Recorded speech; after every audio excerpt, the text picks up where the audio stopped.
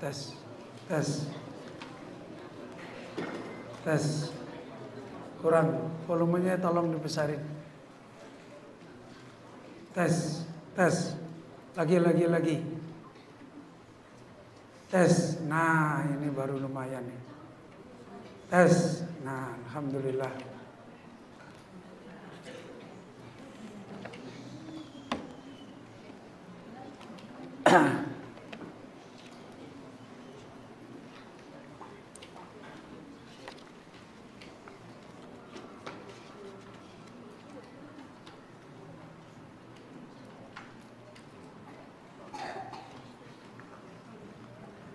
Bismillahirrahmanirrahim.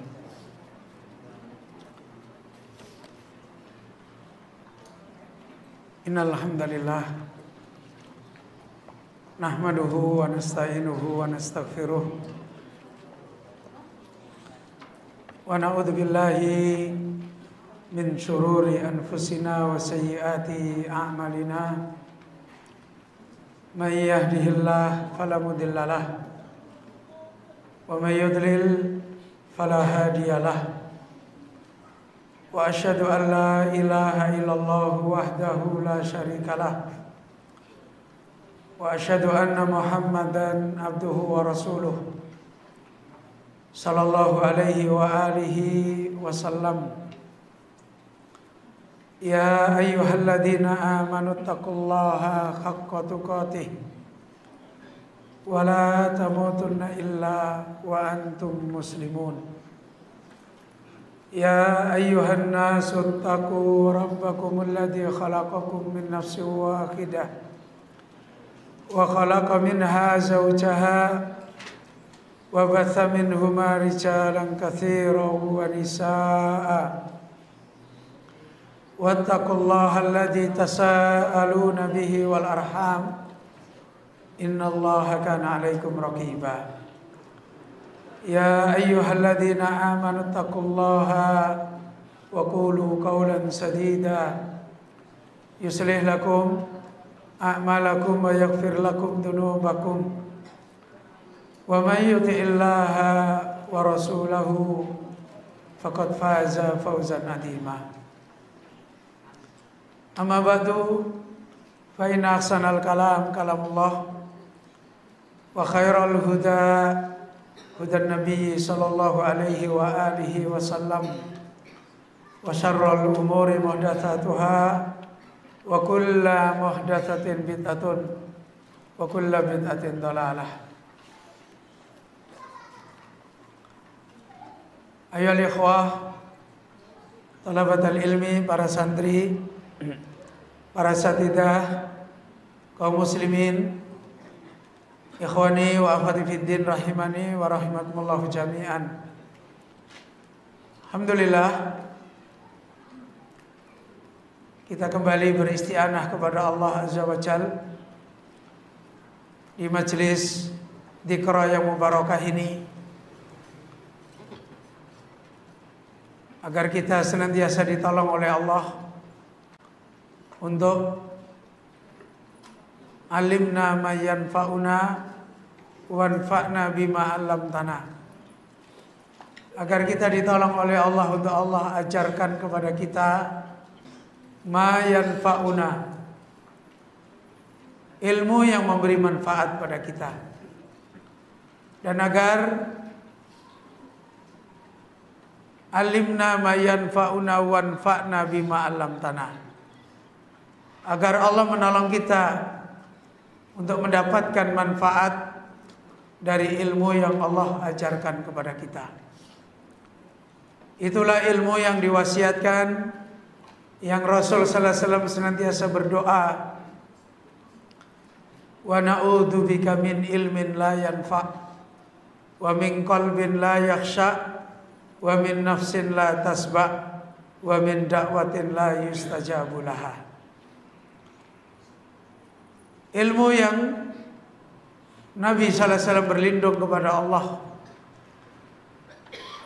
ilmu yang tidak bermanfaat, yang kemudian mendatangkan qalbun la yakhsha, tidak menjadikan hati-hati manusia meraih al-khusyuk. Kemudian wa min nafsin la tasba. Ilmu itu tidak menjadi wasilah bagi manusia untuk nafsunya, jiwanya senantiasa tenang. Wa da'watin la yustajabu laha, dan ilmu yang tidak menjadikan kebaikan-kebaikan, doa-doa yang dicari, diminta dari Allah senantiasa dikabulkan oleh Allah Azza wa Jalla. Ayolah ikhwah, kembali insyaallah kita akan mengambil beberapa mudzakarah dari bentuk nyata bagaimana kita menjadikan meraih ilmu yang memberi manfaat kepada kita, manfaat yang sebagaimana tadi sudah kita jelaskan, Allah terangkan adalah manfaat ilmu untuk menjadi roh, manfaat ilmu untuk menjadi nur, kemudian manfaat ilmu untuk menjadi syifa. Manusia di dalam hidup ini terus-menerus akan dihadapkan dengan keadaan-keadaan yang menjadikan hati itu mayit, mengalami kematian. Hati itu mengalami marid, sakit. Hati itu mengalami gelap karena hidup ini senantiasa tu'radul fitan alal qulub ka'ardil hasir. Kita didatangkan oleh Allah di dunia ini untuk dipisah bainas sa'id wa bainas syaqi, antara orang yang berbahagia dan antara orang yang sengsara. Dan Allah kaitkan itu adalah kembali kepada faman tabi'a hudaya. Bagaimana manusia ketika fa imma ya'tiyannakum minni huda.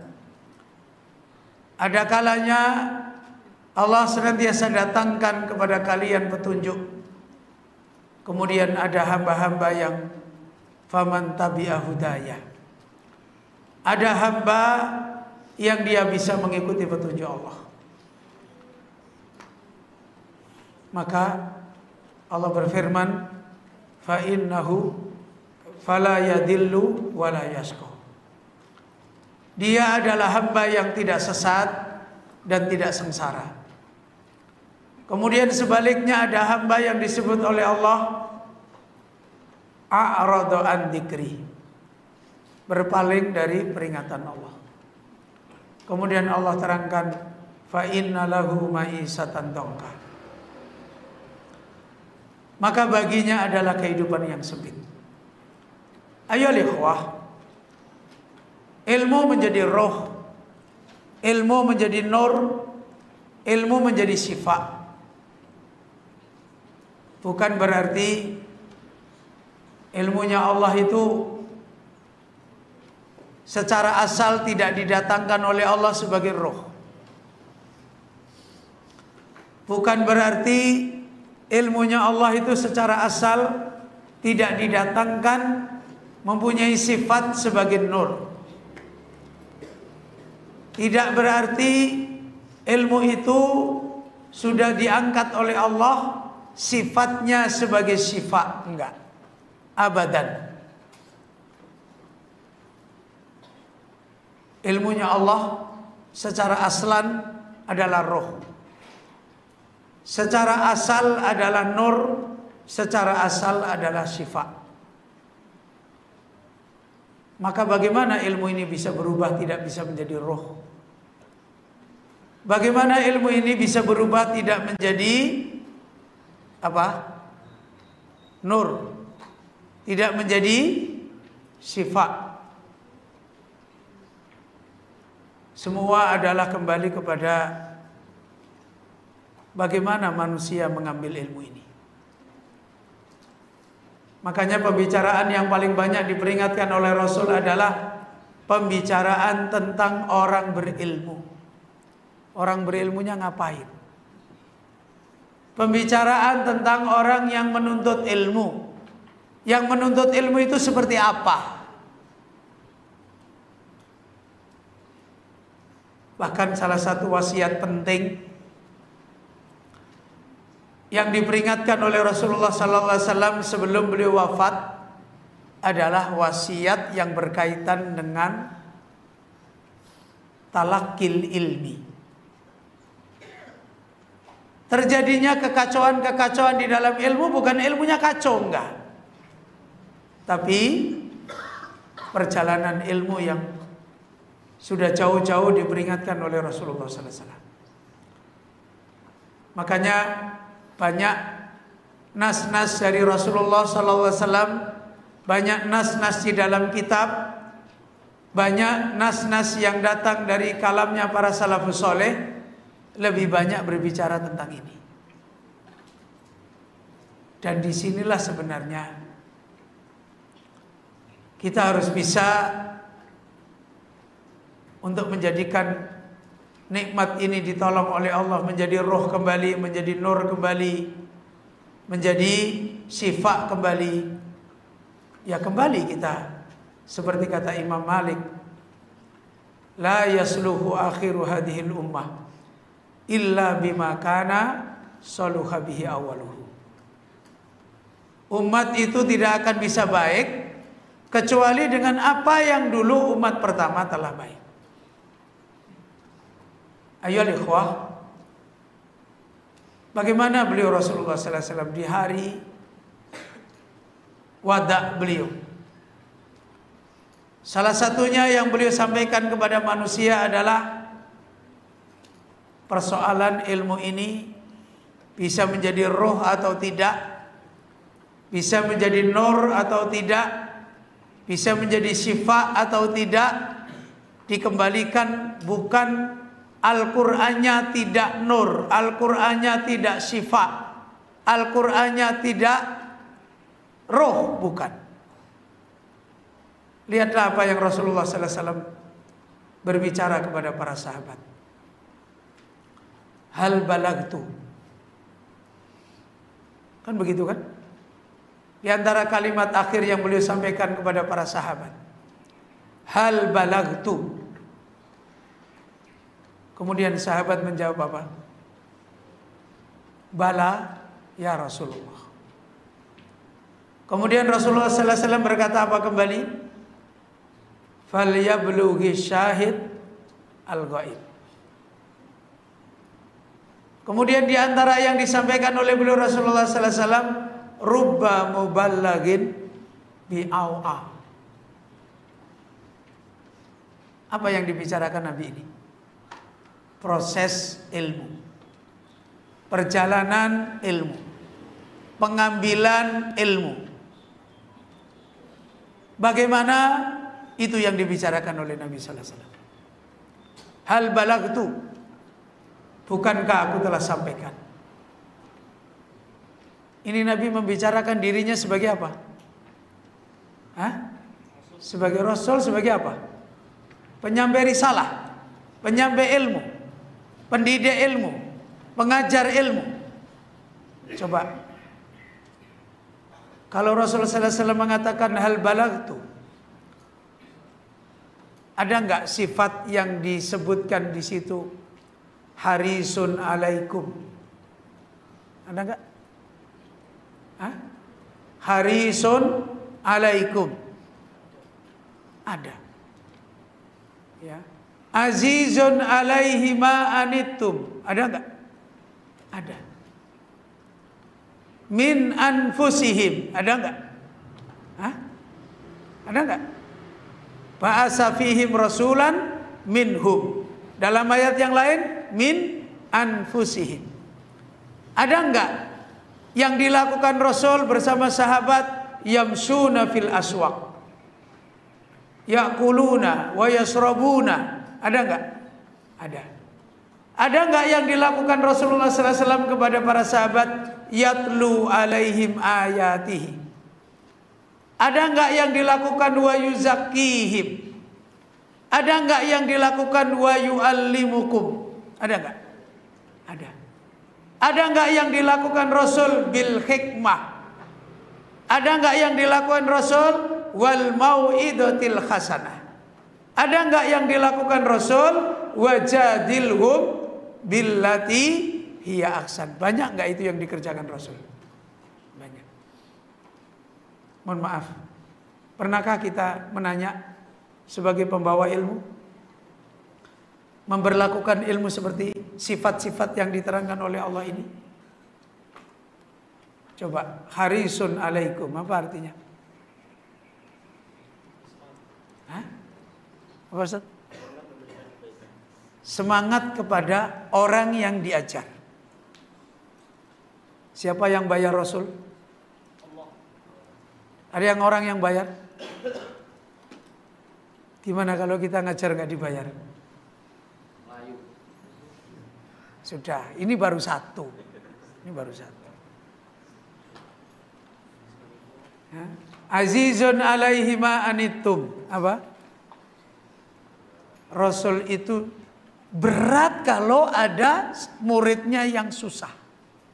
Kita tahu muridnya susah? Orang ngerti ya, pemenang berat. Muridnya susah aja gak ngerti. Lah muridnya gak pernah ngasih tahu Ustaz. Lah berarti gurunya yang ora pantas dikasih tahu. Iya. Saya contohin ya. Saya contohin. Di tempat saya sendiri. Itu murid. Ada ustadz kepengasuhannya. Ada. Jadi sekitar misalnya 20 orang ada ustadz pengasuhnya satu.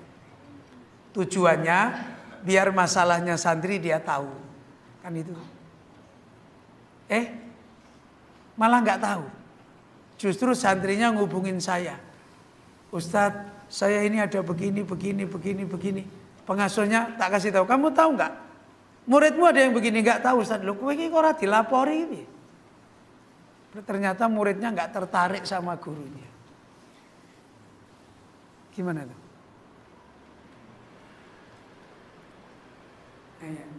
Ustadz, mereka nggak laporan sama saya. Ya, kamu nggak pantas dilapori. Kalau seorang guru yang sifatnya kayak Rasulullah sallallahu alaihi wasallam, azizun alaihi ma anittum, oh pasti muridnya ada sesuatu yang susah pasti ngomong. Jadi kadang-kadang tiba-tiba saya, Ustadz saya lagi kayak gini. Itu coba, ini yang dilakukan Rasul. Azizun alaihi ma anittum bil mu'minina raufun. Itu sifatnya beliau. Sifat pembawa ilmu. Kemudian lagi min anfusihim. Apa maksudnya min anfusihim? Jenisnya sama-sama manusia. Coba lihat di tafsir Ibnu Katsir, lihat di tafsir As-Sa'di, apa makna min anfusihim? Supaya mudah, dekat, berkomunikasi seperti temannya, sahabatnya. Loh. Supaya gampang terjadi komunikasi ilmu. Itu makna min anfusihim. Belum lagi yamsuna fil aswaq. Kelasnya Rasul itu di pasar aja ngajar. Di pasar itu ngajar. Ketemu di kebun ngajar. Ketemu di sini ngajar. Kita di kelas aja kadang nggak ngajar. Di halaqah aja kadang nggak ngajar. Apalagi di luar. Jadi memang madrasahnya beda. Nah inilah yang menjadi persoalan. Dan lihat sahabat, apa jawabannya tadi? Hal balagtum? Qalu bala. Benar ya Rasul. Berarti sahabat ngakui enggak? Ngakui kalau Nabi sudah begini. Membuktikan sendiri. Bala. Kemudian apa? Allahumma fashhad. Lo enggak main-main lo. minta ijazah dari Allah. Ya Allah, persaksikan ini. Minta dipersaksikan tentang apa? Tentang pengajaran. Kalau aku sudah menunaikan, muridku sudah dapat. Allahumma fashhad. Kemudian Nabi setelah begini memperingatkan, seperti ini loh terus yang harus berjalan. Falyablughi syahid al-ghaib.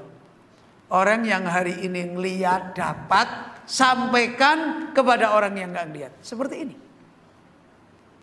Inilah sebenarnya dari awal Nabi sallallahu alaihi wasallam mengingatkan, sudah menjelaskan masalah ini. Sehingga sampai kepada bisa terjadi rubba mubalaghin bi'a'a. Terkadang muridnya dengan pengajaran yang Masya Allah diangkat oleh Allah lebih dari gurunya. Imam Ahmad muridnya Imam Syafi'i, diberi anugerah ilmu yang lebih dalam ilmu hadis melebihi Imam Syafi'i.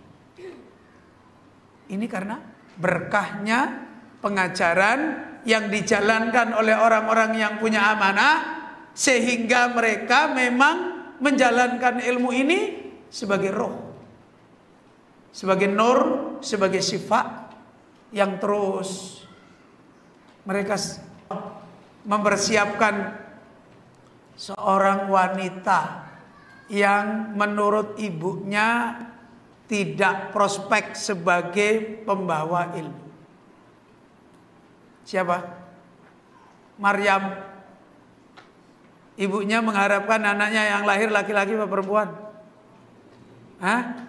Laki-laki, ya kan? Keluarga Ali Imran. Tujuannya apa?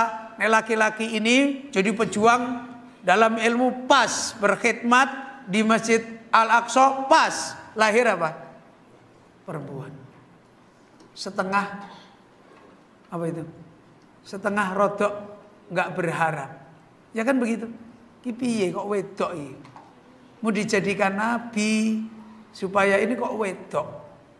Tapi Ummu Maryam benar-benar kembali kepada Allah.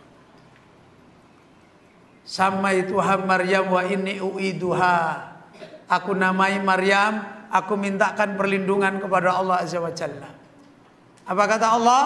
Fataqabbalaha. Kemudian wa anbataha nabatan hasana wa kaffalaha Zakaria. Kullama dakhala 'alaiha Zakaria al-mihrab wajada indaha rizqa. Kemudian Zakaria berkata, "Anna laki hada?" Qalat huwa min indillah. Maryam jadi apa ini? Jadi kekasih Allah. Prosesnya mana? Disulap? Enggak. Anbataha nabatan hasana. Siapa yang mendidik? Kafalaha Zakaria. Coba. Seperti ini. Nikmat hidayah itu dititipkan, hidayahnya melalui perjalanan pengajaran. Perjalanan penuntut ilmu, perjalanan pembawa ilmu.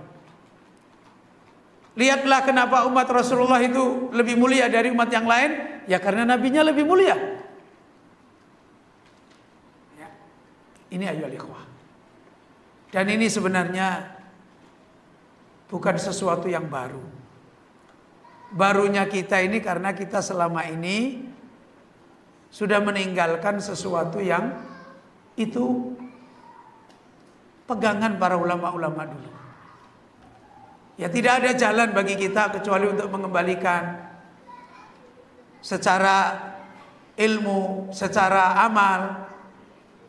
Bagaimana kita kembali kepada islah di dalam ilmu agar ilmu ini kembali menjadi ruhan minhu nuran syifaan. Di antara yang dinasihatkan oleh para ulama, apa yang pernah disampaikan oleh Mukhlad bin Husain kepada guru beliau Al-Imam Ibnul Mubarak, di mana beliau berkata kepada Al-Imam Ibnul Mubarak, "Nahnu ila katsirin minal adabi akhwaju minna ila katsirin minal hadisi. Kami adalah lebih butuh kepada banyak belajar tentang dari berupa adab,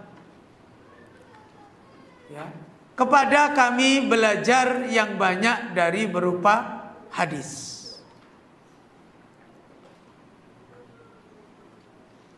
Apa tadi? Kami lebih banyak apa?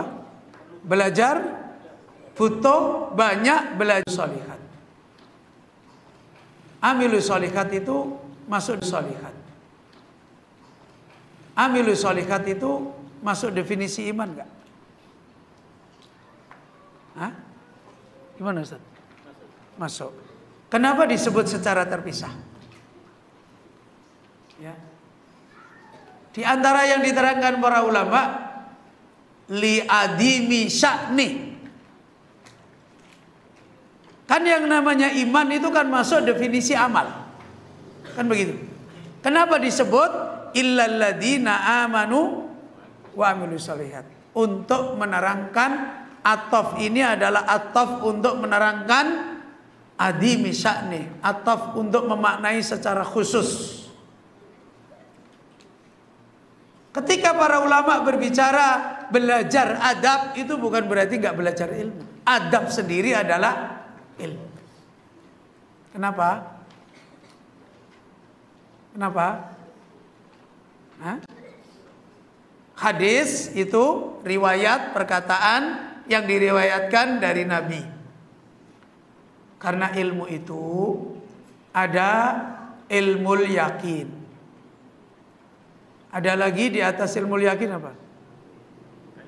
Ainul yakin. Ilmu yakin itu berupa apa? Al khabarus shadiq. Berarti perkataan, berita yang benar. Kalau ainul yakin berupa apa? Hah? Berupa apa? Ainul yakin berupa perkara yang bisa dilihat. Berarti amalan, apa yang dilihat, yang dibuktikan itu ilmu ainul yakin. Bahkan Rasulullah SAW khabar kal muayyanah. Ilmu yang didapat dari berita yang benar itu perbandingannya masih di bawah dari ilmu yang didapat secara ain. Ain itu apa? Melihat. Jadi jangan dikira belajar adab itu bukan belajar ilmu. Ya.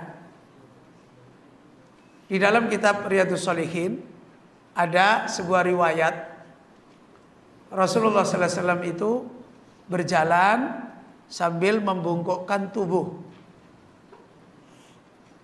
Dan Umar tahu. Ketika Umar tahu, Umar berkata, saya tahu kenapa Rasulullah sallallahu alaihi wasallam berjalan sambil membungkukkan tubuh. Karena seharian tidak ada satupun makanan yang masuk ke perut beliau yang mulia. Umar dapat ilmu gak ini? Hah? Melalui apa? Melalui ain. Melalui melihat. Dan kuwatu tafakkur, melihat, dipahami, dipikirkan ilmu.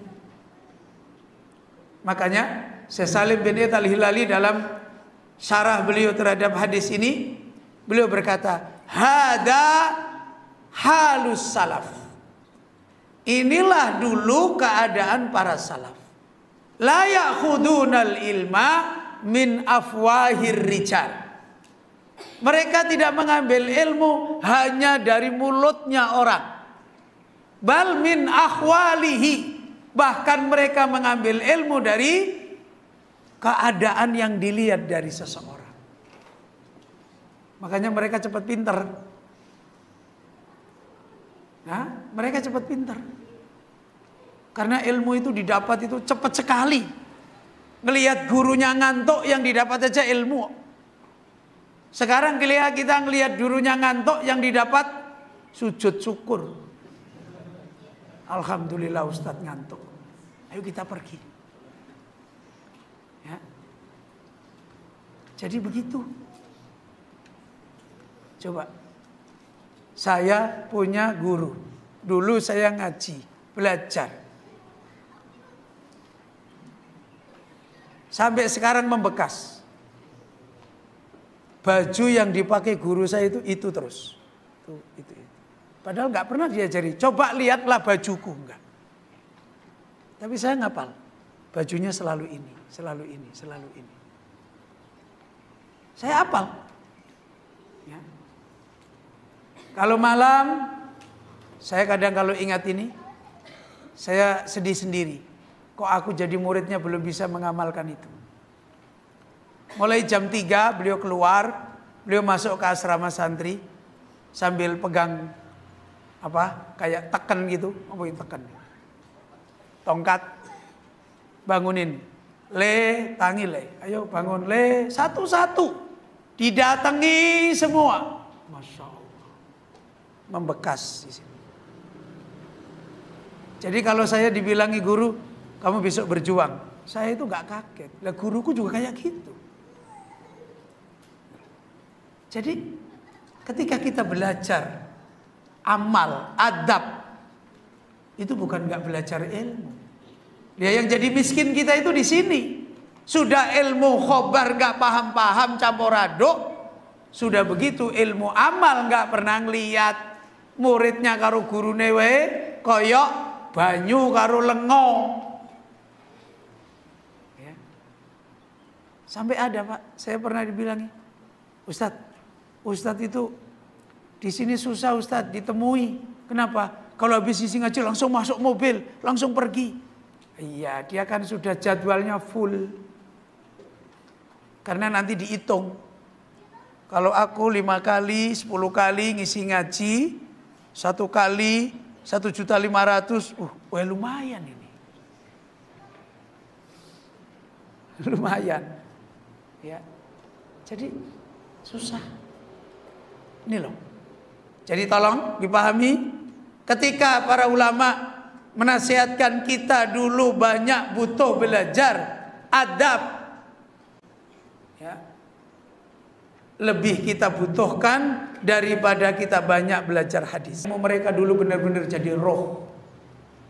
Kenapa ilmu mereka dulu benar-benar jadi nur, jadi syifa, hidup di dalam jawaban-jawaban fitnah. Ijazah mereka adalah kemenangan-kemenangan mereka di sisi Allah. Ya. Ini ayolah ikhwah. Kadang-kadang saya tidak mengerti. Hari ini orang ngaji sunnah jadi ustadz masih ribut. Kita kalau nggak punya ijazah nggak bakalan diterima berdakwah. Ini kaidah dari mana nih kita pendi gitu loh. Saya itu sampai saya bilang, saya pernah ngisi ngaji di kantor apa itu? Tera, tahu kantor Tera? Kantor Tera ya apa? Yang ngukur alat-alat timbangan itu loh. Hah? Apa? Kantor Pak. Meteorologi. Satu pun tidak ada salafi di situ, nggak ada. Ada, nggak ada. Saudara kita orang MPKS macam-macam lah. Hampir 7 tahun lebih saya ngisi ngaji. Habis apel, semua karyawan masuk kantor, kepala kantornya masuk, semua duduk ngaji. Saya nggak pernah ditanya, Ustadz ijazahmu apa? Nggak ada. Nggak ada. Oh sekarang orang ribut, ya. Ilmunya nggak diurus. Selembar kertasnya diributin, akhlaknya nggak diurus. Kamu sudah akreditasi belum? Kamu sudah mu'adzalah belum? Ini pondok apa? Kok nggak malu ngomong gitu kepada Allah? Ya. Ini ayo ikhwah. Ini faidah yang dulu menjadi syiar. kalimat yang kemudian oleh salah satu faidah yang dinasihatkan di mudzakarah ini adalah merupakan ibarah yang ibarah ini oleh beliau yang mengambil mudzakarah adalah ibarah yang beliau dapatkan di dalam sebuah kitab Mafhumul Intima li Sunnah. Ibarah ini beliau dapat di dalam kitab Mafhumul Intima li Sunnah. Kitab ini adalah menjelaskan pembicaraan yang panjang yang berkaitan dengan bagaimana kita menjadi ahlus sunnah, bagaimana kita menjadi orang yang mementingkan ilmunya Allah Azza wa Jalla. Sebagaimana di dalam faidah ini dinasihatkan oleh beliau yang menjadikan mudzakarah ini, yaitu sebagaimana disampaikan dalam sebuah webnya ahli ilmu di Said .org. Beliau menyampaikan famin intima'ina li sunnati an nakuna muta'addibina bi adabiha wa akhlaqi khamalatiha wa hada min a'damil maqsudi minal ilmi bisunnati walil qur'ani was sunnati adabun li khamalatihima wa man lazima khamalatal qur'an awis sunnata fayanbaghi ayyastafida min akhlaqihim fidu min a'malihim.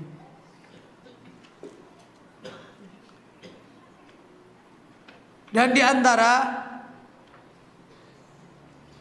kebenaran sandaran kita, intimak kita, pengakuan kita, membuat kita kembali berjalan di atas manhaj sunnah, prioritas yang sebenarnya dulu dipegangi oleh para salaf adalah an nakuna muta'addibina bi adabiha.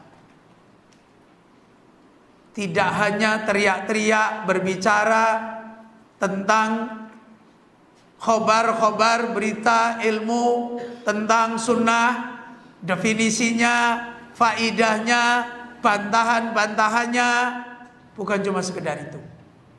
Tapi mu'addibina bi adabiha adalah menjadi orang yang mementingkan untuk beradab dengan adab-adabnya sunnah dan dengan akhlak pembawa sunnah. Dan inilah wahada min a'damil maksudi minal ilmi bisunnati. Dan inilah tujuan besar untuk kita mendapatkan ilmu dengan sunnah Nabi. Jadi tujuan besar untuk kita mendapatkan ilmu dari sunnah Nabi adalah an nakuna muta'addibina bi adabiha wa akhlaqi khamalatiha. Itu. Walil Qur'ani wa sunnati adabun li khamalatiha. Sebagaimana Al-Quran, sunnah Nabi, bersama dengannya ada adab-adab bagi orang yang mau membawa kitab dan sunnah Nabi. Wa man lazima khamalatal Quran, siapa yang dia telah menetapi adab sebagai pembawa Al-Quran, awis sunnati, atau adab sebagai pembawa sunnah Nabi, fayan bagi, siapa yang dia telah menetapi untuk mengambil Al-Quran atau mengambil sunnah Nabi, maka dia harus untuk mengambil faidah dari akhlak-akhlak para pembawa Al-Quran, akhlak adab para pembawa sunnah Nabi, sebagaimana mereka ini, sebagaimana dia ini mengambil faidah dari mengamalkan amalan-amalan mereka. Ini faidah yang kemudian banyak, seperti faidah itu di kalangan para salafus saleh. Tidaklah mereka mementingkan ilmu kecuali selalu membersamakan adab, membersamakan amal, baik adab amal yang berkaitan ketika dia mengambil ilmu, atau adab amal yang itu merupakan tuntutan ilmu untuk diamalkan. Bahkan banyak nas-nas yang lebih banyak mengkaitkan bahwa ilmu ini tidak bisa diambil seperti yang dinasihatkan oleh beliau Syekh Abdul Salam bin Barjas. Al ilmu laisa ma'an yusrab. Ilmu itu bukan seperti air yang ketika kita haus terus kita minum menurut mau kita, enggak. Bukan seperti itu ilmu. Maka di antara yang dinasihatkan oleh para ulama kembali, yaitu beliau Al-Lais Ibnu Sa'ad rahimahullah berkata kepada murid-murid beliau, ta'allamul khilma qabla al-ilmi. Belajarlah kalian tentang al-khilma, tentang berlapang dada, tentang berjiwa besar. Karena ilmu ini adalah amanah besar. Perjalanannya banyak masalah-masalah besar, ujiannya banyak masalah-masalah besar. Ilmu ini bukan urusan sepele. Karena itu harus menyiapkan diri menjadi orang yang punya jiwa besar. Nah, bagaimana tidak? Sebagai contoh saja, ketika para ulama berkata ma ahsana asarohum alan nas wa ma akbaha asaron nas alaihim. Ini sunnatun jariyatun, sunnah yang senantiasa berjalan di dalam amanah ilmu, terutama yang menekuni, menjalankan, mengajarkan ilmunya Allah. Apa sunnah yang selalu berjalan? Ma ahsana asarohum alan nas. Apa artinya? Alangkah bagusnya apa yang dilakukan oleh mereka para ahli ilmu kepada manusia. Kenapa kok paling bagus? Memberi yang membawa kebahagiaan manusia, memberi jalan manusia hatinya hidup dari kematiannya, memberi jalan manusia hatinya terang dari kegelapannya, memberi jalan manusia kepada obat yang mengobati dari sakit hatinya. Mana ada kebaikan yang lebih besar dari ilmu? Dan kullana faisi auqatihim, ahli ilmu yang benar adalah hampir di seluruh nafas-nafas waktu kehidupannya diinfakkan untuk ini. Terus kebiasaan yang terjadi, manusia yang benar-benar dididik seperti ini, keumumannya langsung memahami ahli ilmu atau tidak paham. Ya? Langsung dia mengerti bahwa ahli ilmu ini berbuat baik kepada dia besar, atau dia tidak mengerti? Kebanyakan manusia tidak mengerti. Ya, tidak mengerti. Bahkan lebih dari itu, kebiasaan manusia seperti dulu Rasulullah sallallahu alaihi wasallam, sebelum beliau membawa ilmu, sebelum beliau mendidik manusia, orang ada yang sakit hati dengan Nabi enggak? Ada enggak? Enggak ada. Setelah bawa ilmu, sakit hati enggak? Sakit hati kan? Memusuhi enggak? Gara-gara persoalannya membawa ilmu. Kenapa? Ya mati dihidupin kan susah. Kan begitu. Ya. Orang biasa gelap diterangin. Orang sakit diobatin. Gimana gak susah? Coba lihat orang yang sakit. Banyak yang merasa nyaman diobati oleh dokter atau tidak nyaman? Hah? Gimana Pak? Merasa nyaman atau tidak nyaman? Nyaman. Senang di rumah sakit 10 bulan gitu? Nyaman? Kalau sakit ditawari sembuh, mau nggak? Kalau ditawari diinfus, dioperasi, gimana? Pegang dulu kepala. Pak, bisa nggak setahun lagi? Pak dokter, kalau ngoperasi yang kira-kira tidak usah dibedel Pak dokter. Pak dokter lihat saja terus sembuh, bisa nggak? Problemnya muncul semua. Ya. Kalau sudah mau diobati, biasanya gelap dikasih lampu, biasanya dia mati dihidupin, penyakitnya muncul semua. Dan pasti marah-marah. Terus, kalau dokternya jiwanya kecil gimana? Kalau dokternya baperan gimana? Kalau dokternya emosian gimana? Jadi ngobati? Jadi. Itu loh. Menunjukkan apa? Kalau ilmu ini orang yang membawanya tidak punya helm, gak akan sanggup ngurusin. Jadi santri juga begitu. Coba, sekarang kalau kalian daftar, ditawari apa sama ustadz-ustadz kalian? Hah? Ditawari apa? Kalian daftar ini dijanjikan apa? Sebagai santri? Hah? Dijanjikan apa? Waktu daftar, dijanjikan apa? Fasilitas, apa itu? Makan, tidur, apa lagi? Baju, apa lagi? Olahraga, kolam renang, memanah, memegar ekor kuda. Ya. Pernah dijanjikan nanti kamu belajar sulit loh. Ada yang janjikan gitu? Ada? Ada nggak? Urusan ilmu ini, kalau nggak ada helm, nggak bisa jalan. Ya. Saya dulu datang ke pondok, alhamdulillah catatan pendaftaran saya masih ada.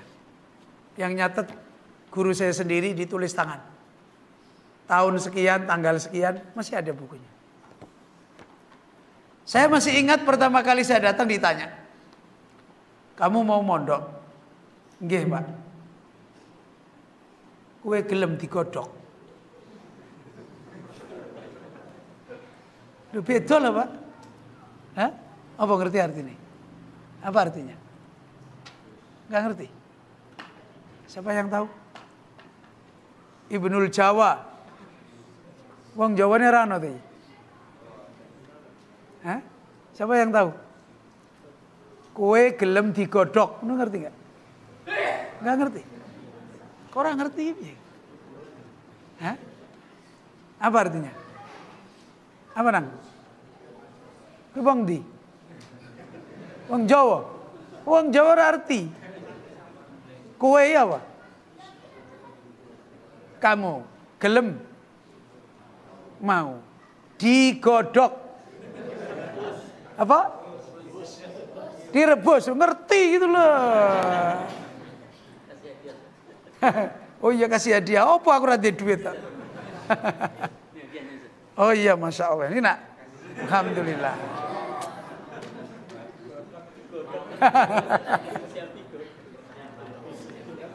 Apa tadi bahasa Indonesianya? Kamu mau direbus.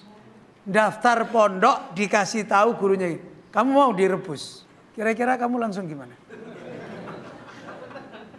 Mohon maaf, kita akan didolimi di pondok itu. Itu kalau nggak helm, nggak ada. Sebelum kita pondok, kita pergi ke pondok, kita udah dibilangi sama orang tua. Mondok itu susah. Kalau kamu ingin jadi emas, harus siap dilebur. Orang mulia harus susah. Makanya ketika kita sampai di pondok, ditanya oleh guru, kamu mau direbus? Nggih Pak Kiai. Ini sudah helm. Coba saiki. Nah itu loh contoh. Jadi jangan dikira ini bukan ilmu. Makanya di tengah jalan banyak masalah. Karena perjalanan ilmu sendiri sudah pincang. Ya. Dikira ilmu itu cuma ribut soal otak kanan, otak kiri, jenius, akal 10, akal 20. Iki apa? Dikira urusan ilmu cuma gitu-gitu aja. Fala haula wala quwata illa billah. Ini kalimat yang semakna bukti mereka para salafus soleh menyiapkan ilmu itu seperti ini. Saya masih ingat dulu pertama kali santri di madrasah itu, kalau mau belajar ada pembekalan kurang lebih seminggu sampai 10 hari. Dan itu saya yang ngajar sendiri. Mulai subuh sampai jam 11 malam. Tidak istirahat. Kalau pengen tahu saksinya, ini ada Ustaz Abdurrahman tuh. Tanya beliau. Mulai subuh sampai jam 11 malam. Selama seminggu sampai 10 hari. Saya nerangkan kitab Adab Ilmu sama Firqatun Najiyah. Sampai selesai. Biasanya kalau udah 10 hari, suara saya sudah hilang.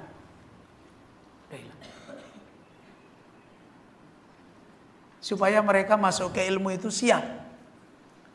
Supaya mereka masuk ke ilmu itu, nanti akan ketemu musyahadah yang kita sama-sama bangun untuk, kalau kata orang sekarang, sudah chemistry. Nah, nyambung.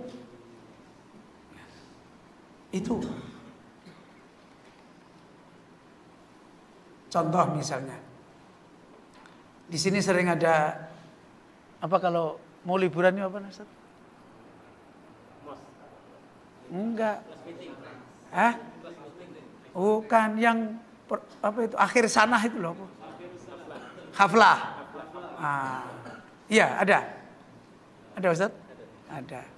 Terus haflah seneng-seneng kan? Di antaranya pergi rihlah juga. Jalan-jalan. Enggak? Hah? Makan-makan.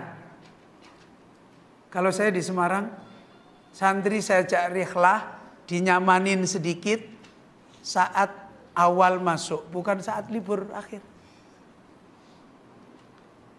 Kenapa? Coba, kenapa? Kenapa Ustaz? Ya, biar helm. Kenapa? Dia bisa di rumah, hidup sama doron-doronnya, enak, terus sampai di madrasah langsung diulang, ceglek. Oh. Gak helm. Saya bawa dulu, pergi rihlah 2 hari, ngaji untuk membangun kembali hatinya. Setelah mereka mulai seneng dengan ilmu, baru masukin, ayo akhir nambahi meneh. Ya, jadi helm harus disiapkan. Ini ayo ikhwah. Kadang-kadang saya sendiri tuh lucu. Ini saya sekarang masih punya utang sama santri. Utang. Tiba-tiba ada santri, itu rambutmu udah panjang. Saya bilang, kamu harus potong. Ya Ustadz siap. Saya siap potong. Tapi yang motong Ustadz. Saya mau nolak gimana? Ya, insya Allah saya potong. Tapi pakai itu ya, alat cukur potong biar cepat. Nanti saya gundul Ustaz. Ya udah toh disisain berapa senti? 2 senti, nggak apa-apa sisain. Ya, sampai sekarang saya belum bisa melaksanakan. Ustaz utang ya? Ya, saya punya utang. Kenapa coba? Kan hatinya dia jadi nyambung, jadi seneng, jadi lapang. Gimana Ustaz? Gitu.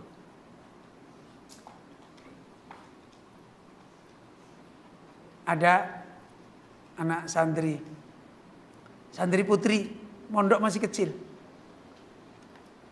Kurang lebih sekarang di madrasah udah 10 tahun. Ya. Setelah dia nikah, cerita. Kita dulu kalau sudah diajar sama Abu Izi, bergerak sedikit aja nggak berani. Pokoknya kita takut, diem semua. Terus dia bilang, tapi kita senang. Karena setelah itu dibelikan kue sama Ustaz. Itu berarti ngapain Ustaz? Supaya apa? Supaya helm. Loh, jadi amanah ilmu dan amanah helm itu nggak bisa dipisahin. Ya.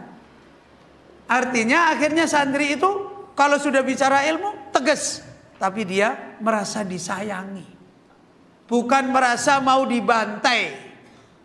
Bukan. Walaupun tegas, kamu harus gini, harus gini, harus gini, tapi merasa disayangi.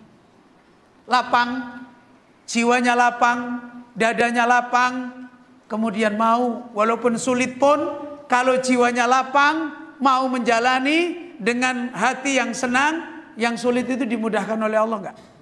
Iya. Berapa banyak yang sulit ditekuni dengan hati yang lapang jadi mudah.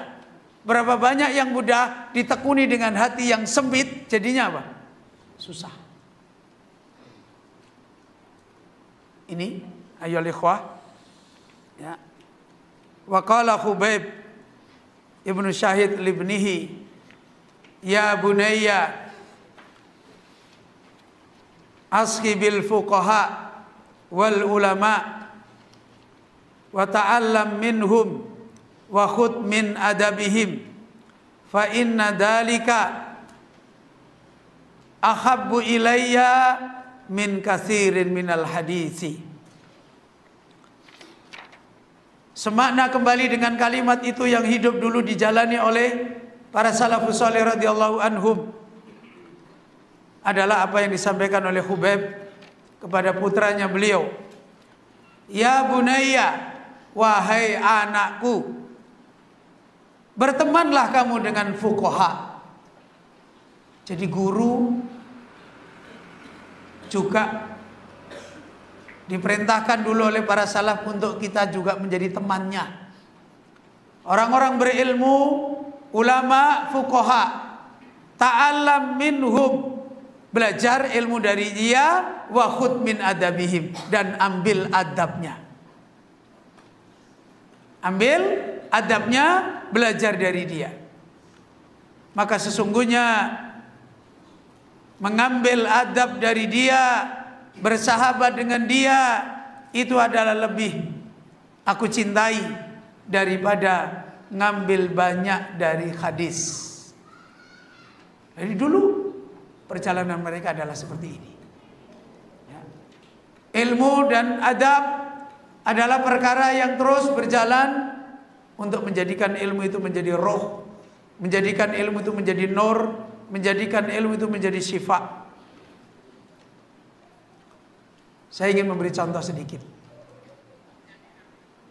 Saya dulu pernah diajak oleh guru saya nemani pulang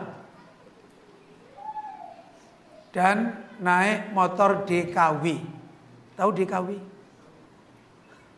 Apa itu DKW? Bapak-bapak yang umurnya sudah seperti saya mungkin tahu itu. Apa DKW? Motor yang kayak sepeda. Ya kan? Kalau dia nggak jalan mesinnya ya di roda, tapi cukup berat. Motor DKW. Kalau nyetater nggak seperti ini, tet ini. Ya kayak sepeda di obel gitu, wak baru bunyi. Nah, itu. Saya diajak beliau nemani pulang. Pas qadarullah hujan. Terus lewat di tanahnya berlendut, blekuk-blekuk. Akhirnya rodanya ini lama-lama tebel. Motornya macet, nggak bisa jalan. Akhirnya ngajak saya apa? Didorong ya, dorong. Dorong berdua. Beliau dorong, saya dorong. Sambil dorong, beliau sambil berbicara. Saya kalau beli motor yang lebih bagus dari ini bisa. Tapi saya nggak mau terfitnah hati saya. Nih loh, kalau kita itu membersamai guru, guru mau membersamakan muridnya, itu akhirnya di jalan pun dapat. Ya. Saya itu bisa beli motor lebih bagus dari ini, tapi saya nggak mau. Karena nanti hati saya terfitnah, ya, dan akhirnya saya tidak banyak sibuk kepada ilmunya Allah lagi. Itu saya masih ingat. Akhirnya ikut dorong.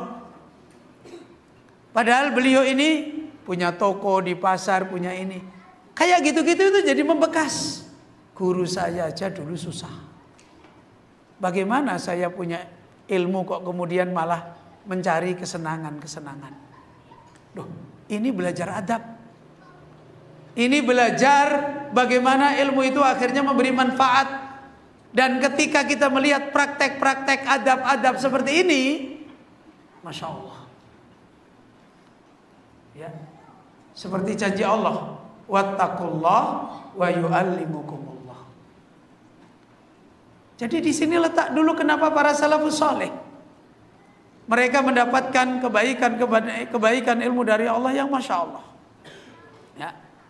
Wa qala Ibnu Wahbin, kemudian lagi di antara ma ta'allamtu min adabi malikin afdala min ilmihi.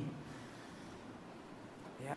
Apa yang aku belajar dari adabnya Imam Malik adalah lebih banyak jadwal pelajaran.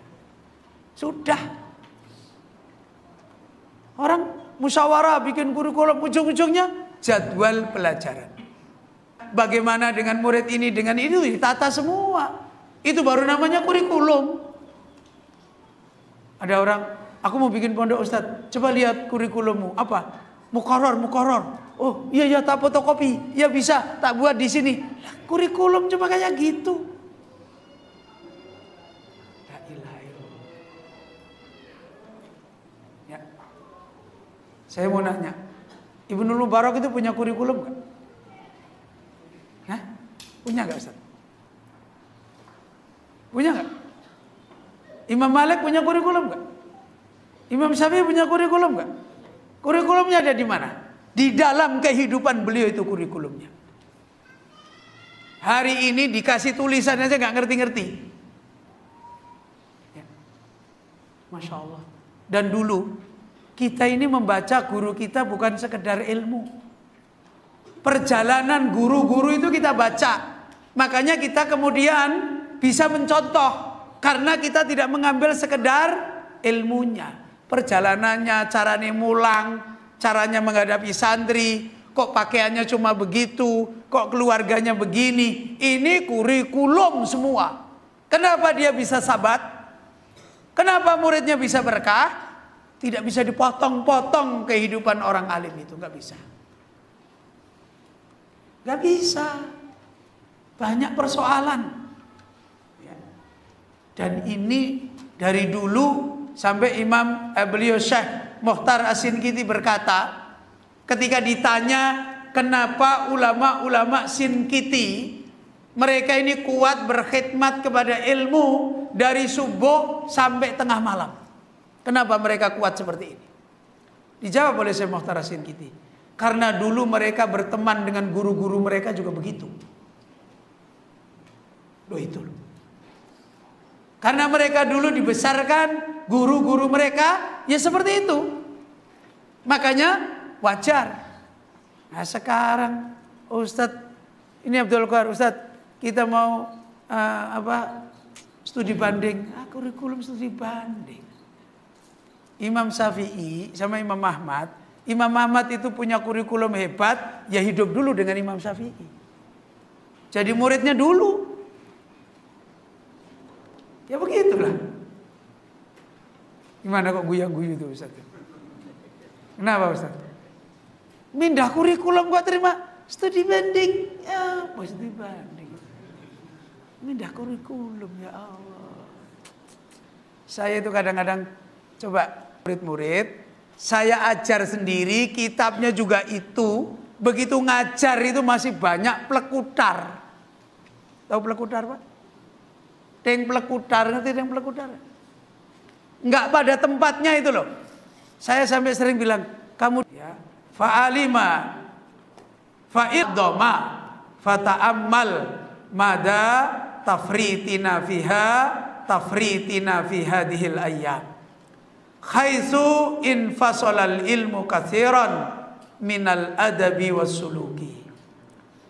Apa yang telah disampaikan oleh imam-imam ini menunjukkan kepadamu atas jauhnya, panjangnya, besarnya adab para ulama, akhlak para mereka yang tidak dipisahkan dengan perjalanan ilmu mereka. Lihatlah, ilmunya Imam Malik itu Masya Allah, ma'ruf. Tapi dulu oleh para ahli ilmu di zaman mereka lebih membesarkan adabnya Imam Malik daripada apa? Ilmunya Imam Malik. Masya Allah. Ya. Wa ma'adalika kana adabuhu a'dham. Bersama itu adabnya Imam Malik jauh lebih besar. Fata'ammal madda tafritina. Kemudian renungkan, ya, seperti apa jauhnya pelalaian kita, penyimpangan kita, penyia-nyiaan kita terhadap perjalanan ilmu yang seperti ini di hari-hari sekarang. Dalam bentuk ilmu telah banyak dipisah dari kurikulum adab, dari kurikulum suluk. Seakan-akan adab dan suluk adalah perkara yang lain yang gak ada hubungannya dengan ilmu. Nanti kalau muridnya nakal, yang diundang psikolog. Ini yang ngajari sopo? Hah? Udah dulu Imam Malik, Imam Ahmad, kok nggak manggil psikolog? Kok muridnya jadi hebat-hebat? Psikolognya menyesatkan kadang. Bukan kadang, memang menyesatkan aslan. Apalagi kalau pada dasarnya psikolognya hasad gitu sama kita. Oh, nggak hasad aja juga ngaco kok. Iya betul. Lah iya. Dan itu dianggap bagian dari syiar sunnah. Iki sejak kapan ono aneh-aneh kayak gitu? Wallahu a'lam wal musta'an. Akhiru da'wana alhamdulillahirabbil alamin.